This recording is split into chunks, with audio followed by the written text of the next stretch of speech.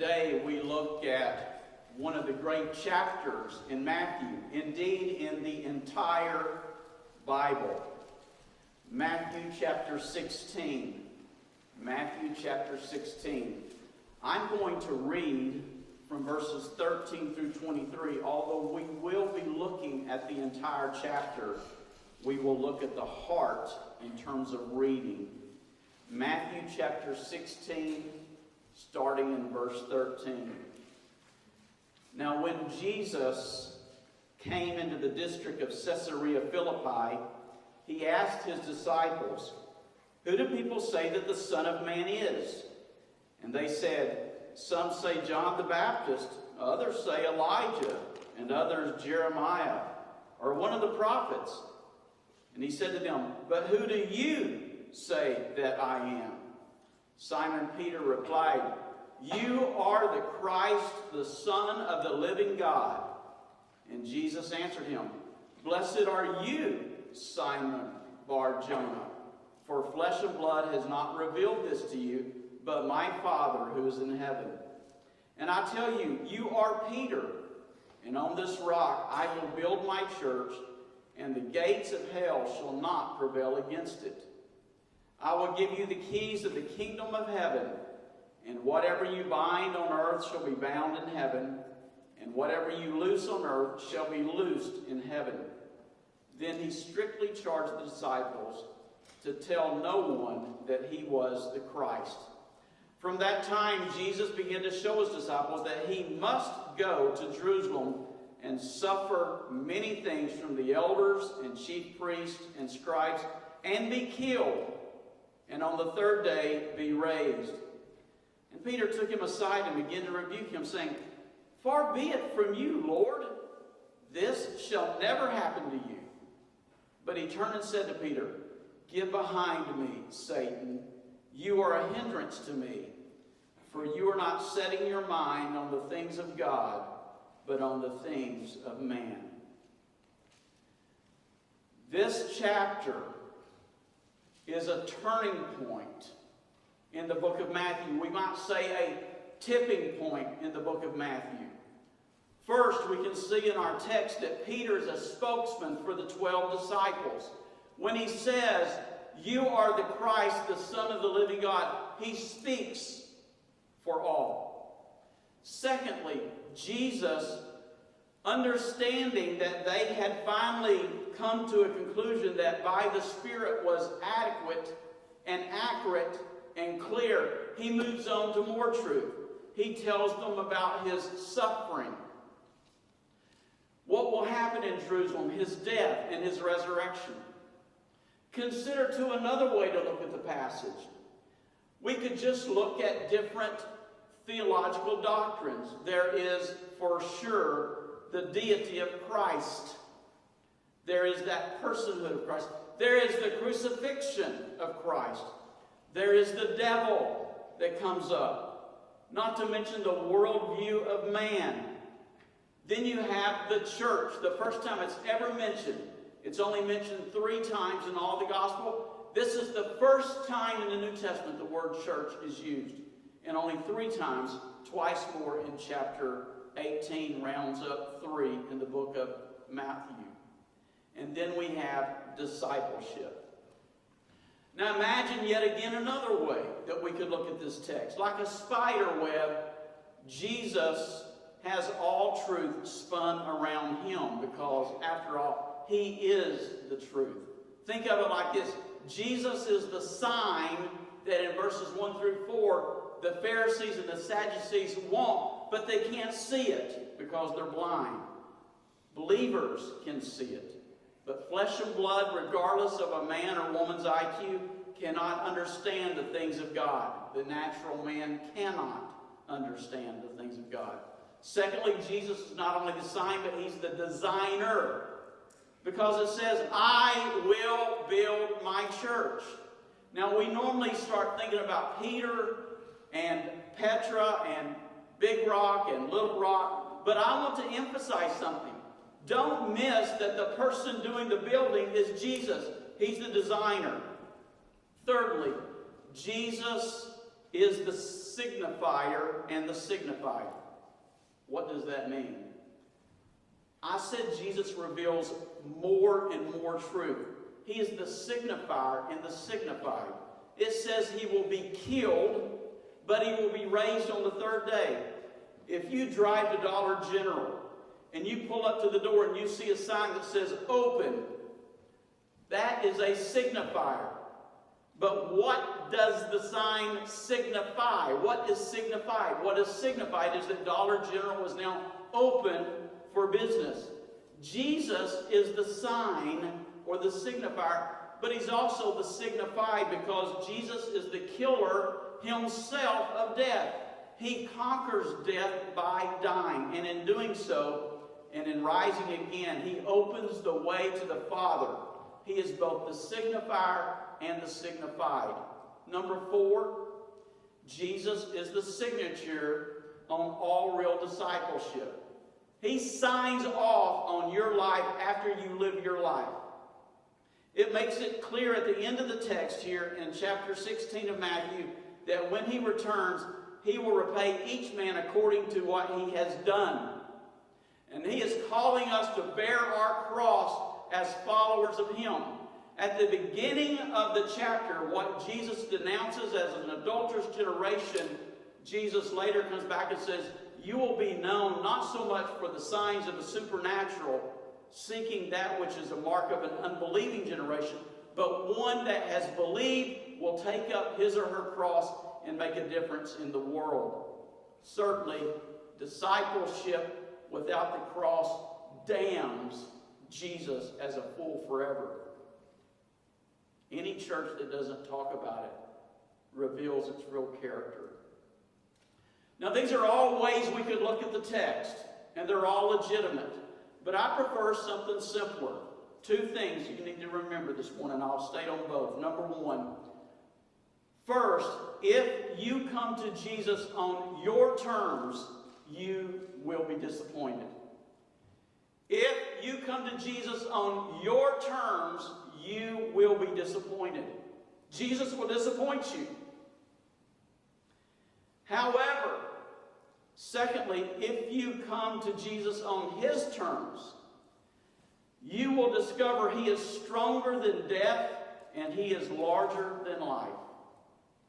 He is stronger than death and larger than life. But that depends on whether or not you come to Jesus on his terms. Let's look at these one at a time. First, if you come to Jesus on your terms, you'll be disappointed. In chapter 16, verses 1 through 4, these are 3 words that jump out at us. Show us a sign. That's second. Following what is stated as a trick is, we have come to test you. The word test is intended to be a trick. They're testing him to see him destroyed. They're not trying to legitimately, with a right motive, ask Jesus to reveal himself. They have come as Pharisees and Sadducees, 2 groups that do not agree with each other, but can find within themselves enough unity to destroy the one person they can't stand, and that is Jesus. The sign they seek is one from heaven. It reminds us of Matthew chapter 4, where the devil says, prove yourself if you are the Son of God.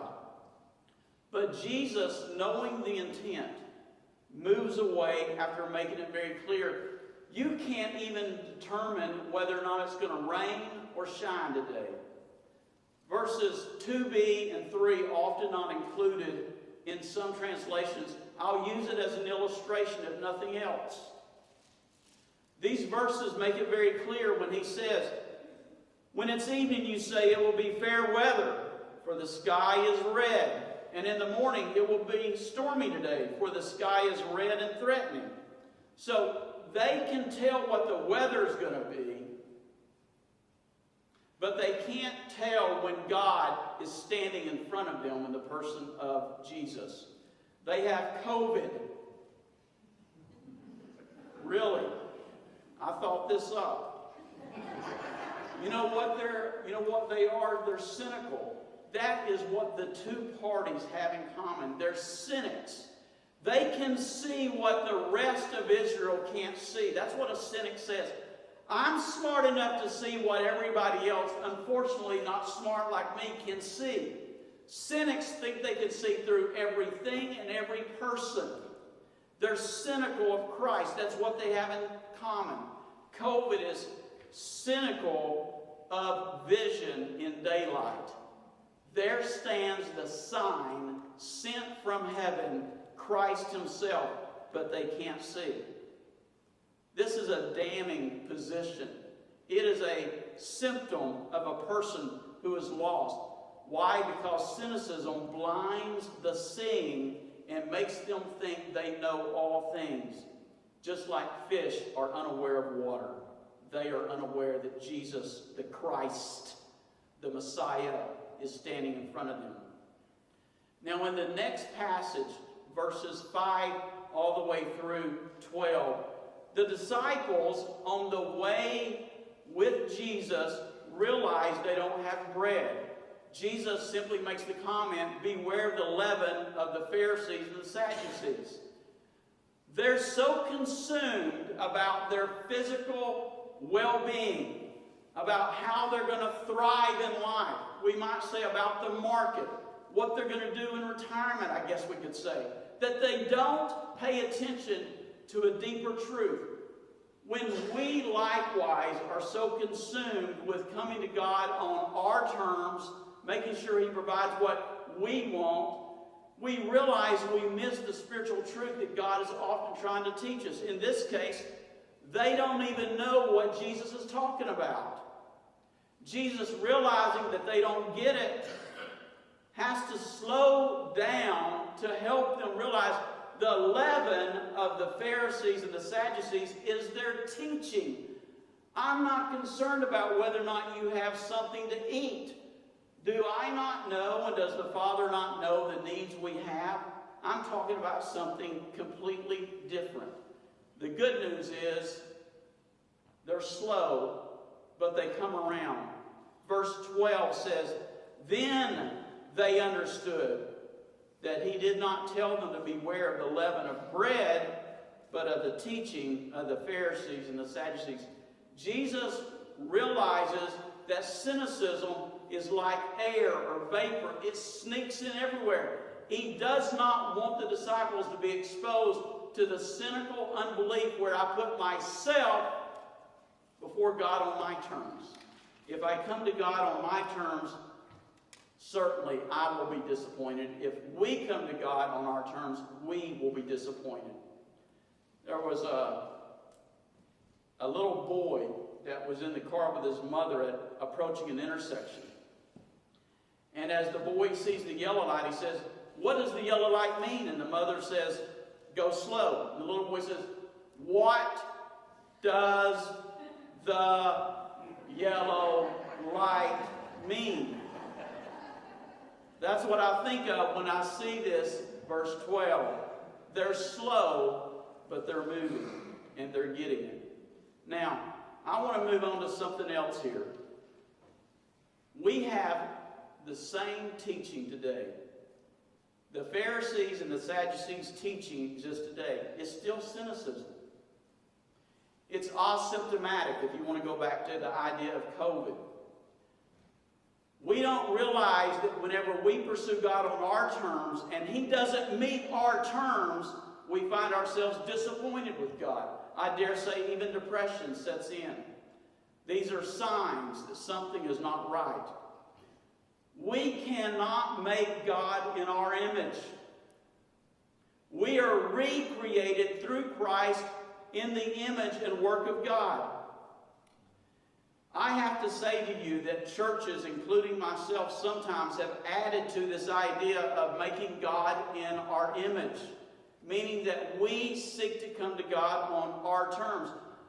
Sometimes we say something like, God can give you purpose. He loves you and has a purpose for your life. He can satisfy your deepest longings. What happens is, if the gospel is not explained with clarity, People come to the Lord expecting their desires, their purposes, their goals, their business, their life, their money, whatever it is, to be blessed by God. In other words, God becomes something of a wild, powerful, possible help on a leash. If we do that, God in His grace, like He fed the multitudes, may grant us blessing here and there. But sooner or later, God brings us around to, you will be disappointed because what's happening in the world is not about your kingdom or our kingdom. The result is God cannot be tamed, and people who come to God on their terms usually wash out or dry up. Certainly, we have to come to realize that Jesus wants to replace our C word, comfort, with His C word, cross. And that's a hard thing to take. Why does Jesus do this? Why does Jesus work in this way? Because Jesus knows there is a better way. Is it longer? Yes. It takes the disciples a long time. We're looking at the end of the second year the disciples are with Him. And they're just now in this end of the second year coming to an understanding that Jesus is the Messiah, the Son of God. Is it slower and harder? Yes. But it's better. Absolutely better. So secondly, if we come to Jesus on His terms, we discover He is stronger than death and larger than life. It's a comparison. If on one hand we come to Jesus on our terms, we'll be disappointed. But secondly, when we come to Jesus on His terms, we discover, joyfully I might say, that He is stronger than death and larger than life. How does this unfold in our text? Well, Jesus asked them, who do people say that I am? Basically, every answer is an Old Testament forerunner in some way for the things of God. We don't have the time to go into all that. What Peter says, representing the 12, is, you are the Christ. Christ has come down from heaven, and a supernatural intervention, we call it the incarnation, another doctrine. But it requires faith to see. And here's the turning point. I mentioned at the beginning, this is a great turning point. The turning point is, they get it. They get it. Christ is the Messiah. And the result is, they are on the very cliff, the edge of going forward into the kingdom of God. They themselves will discover the wild love of God. They will be known. And they will know their Redeemer. They will also discover something else. They will be empowered to be a part of what God is doing. This is what Jesus does in response to the confession when He says, and who do you say that I am? He turns and gives more truth. In truth, we see truth. In His light, we see light. First of all, there is a test. Not the test that is intended to destroy Jesus, but a test that the Father will give because He's going to bear the sins of the world, the suffering that is required of Christ. There is a sign. It's someone hanging on a cross. It's on another level. It's supernatural. It's transnatural. It's over everything. What we have is that Jesus passed the test. He is the universal sign of what Matthew 1:23 points to. God with us. And Matthew 28:20, when we go out, God with us. On God's terms. We actually also see the sign that Jesus says to the Pharisees and Sadducees, the only sign you will see is the sign of Jonah. But what was that? It is that he was rescued. Christ was not rescued like Jonah in the sense that he never died, because Jesus did in fact die. But it gave validation to his death and through the resurrection to the message that he would bring to the world. But when he mentioned that he would suffer under the hands of those in power in Jerusalem, die and be resurrected, Peter rebuked him. What is Peter doing? He just proclaimed Christ. He made the great confession. He turned a corner. But then immediately he allows the earthly worldview that makes no room for a suffering Christ. No room for a dead Redeemer. Insight does not equal infallibility. In one verse, he speaks volumes on behalf of all. In the next verse, he falls off the cliff. Now, this is not about going slow like the little boy in the backseat of the car with his mom. This is a full stop red light. Slam on the brakes. Get behind me, Satan. That's pretty powerful. The fact is, Satan is all about comfort, not suffering.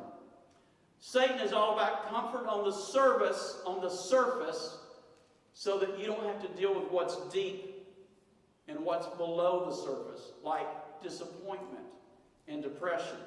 See, Satan never tells you about that. Jesus is all about cross suffering that transforms the deep waters of our soul with peaceful living, even in the face of suffering.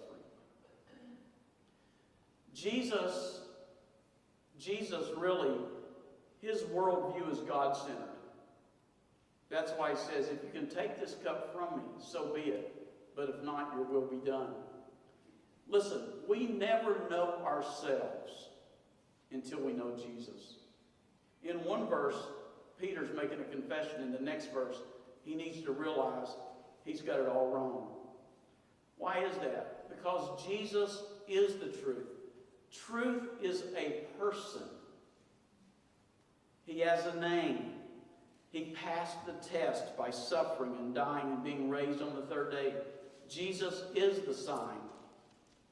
Now, not only do we not know ourselves without knowing Jesus, we don't know God the Father without knowing Jesus the Son. This is important because what we find here is that Jesus is saying, I will build. That's what he tells Peter. I will build. I will. The emphasis of Jesus being the designer, the orchestrator, the foundation, Christ himself is the cornerstone. Without getting into all the deep things about Peter, whether it's Petros or Petra, the word Petros just means like a small stone. Petra, feminine, a different form, means a large stone or many stones put together. The Catholic Church has used this to say Peter was the first pope, and so all the authority granted to Peter is given to them in succession. We do not believe that. We believe that Christ did use Peter. He did use the apostles. They are living stones, to use Peter's word from his own epistle. But Christ is the cornerstone. And the authority that's given has been given to church leaders throughout the centuries as they make decisions on behalf of what stands for truth. We have to say such a thing. But what we have here is we are missing the obvious. It is Christ who is what? Building his church. It is Christ who is conquering death. He says, not even the gates of Hades or Sheol. Hades is a Greek word. Sheol is a Hebrew word. Shall be able to prevail against it. He's saying, I will continue to build my church on the testimony of the fact that I am the foundation. He's saying, in effect, no dark life, no dark place, no dark evil spirit can stop me. This is not defensive either. It doesn't deny being defensive, but Jesus is only offensive. He is going after what he has come to seek and redeem. That's a great thing, because that's you and me. Otherwise, we're in the dark, in prison. The underworld is what this represents. The underworld is where the dead, both believing and unbelieving, dwell until Christ himself entered there at his own death. But what we have is Jesus buried death and evil and conquered it. He is the aggressor. In fact, the very fact that it says they went to Caesarea Philippi, that geographical region would have, for any Jew, because it's north about 25 miles of the Sea of Galilee, would have brought into their memory, even if they had a basic level understanding of the Old Testament, that this place is a dark place. In the Old Testament, this region referred to the center of Baal worship. Then later in the New Testament, in the Old Testament, we find the Greek god Pan, who dwelled in this place, and they worshipped there. Until Jesus shows up on the scene, it was known primarily as the city of Panaeus, but is renamed by one of the sons of Herod the Great, Philip. We mentioned that about 2 or 3 Sundays ago. He was in the north. That was his quarter of area once his father died. He renamed it to Caesarea Philippi.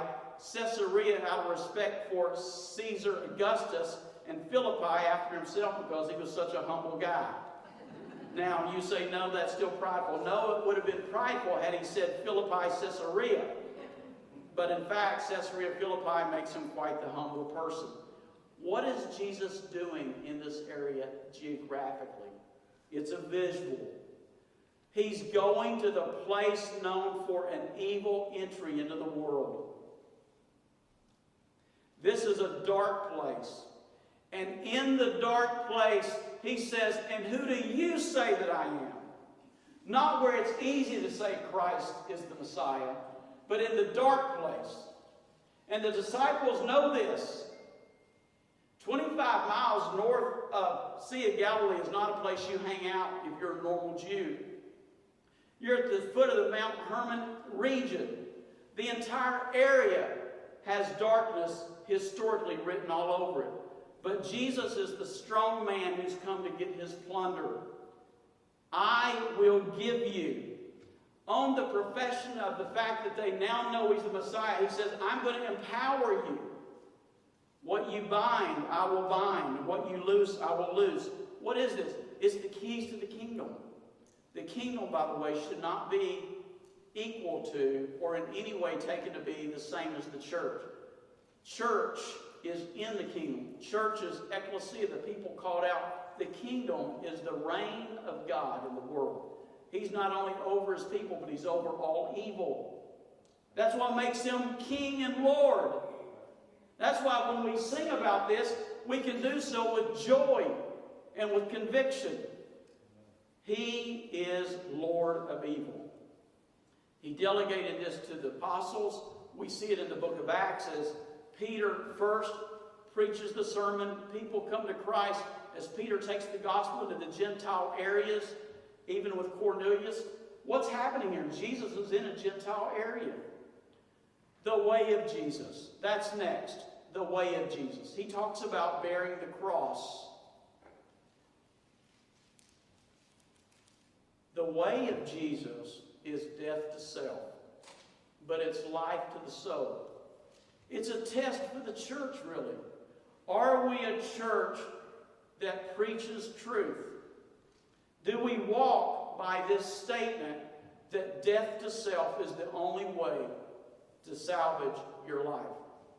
It's a willingness to give it all for Christ. In fact, we are each called to carry our own death instrument, the cross. Following Jesus promises another kind of life.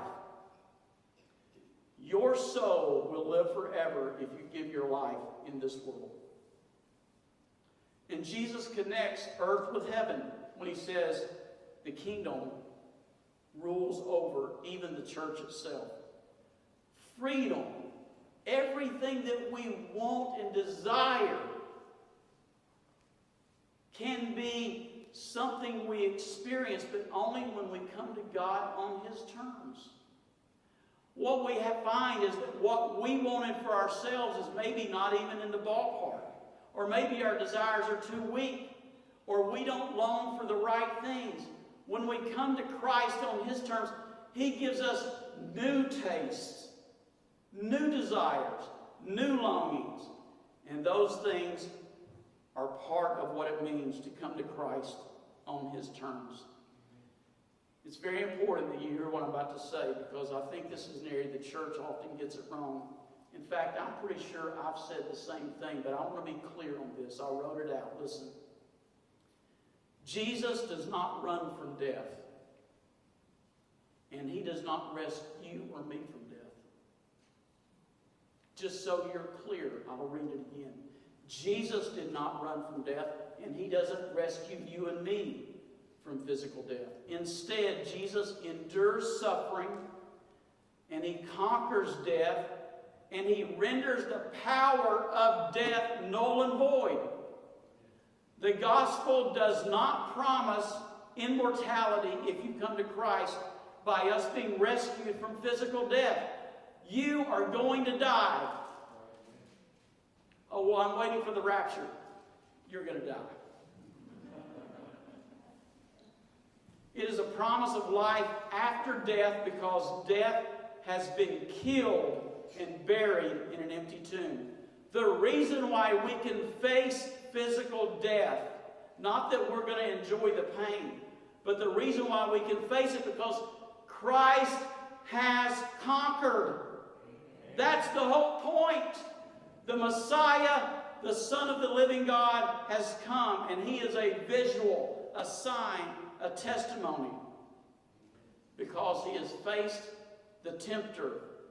He has faced death, and He has won. Everything hinges on what we say about Christ. I was in the garage yesterday looking for something, and I found this hinge. I started thinking about that. Everything truly hinges in your future, my eternity and your eternity, based on how we answer this question. And who do you say that I am? Have you come to God on your terms or on His terms? Have you come to God on your terms or His terms? Are you following God on your terms or His terms? Because if Him replacing your C word, comfort, which is typical American discipleship, with His C word, cross, which says, I want you to bear on your back the crossbar, the instrument of death to self.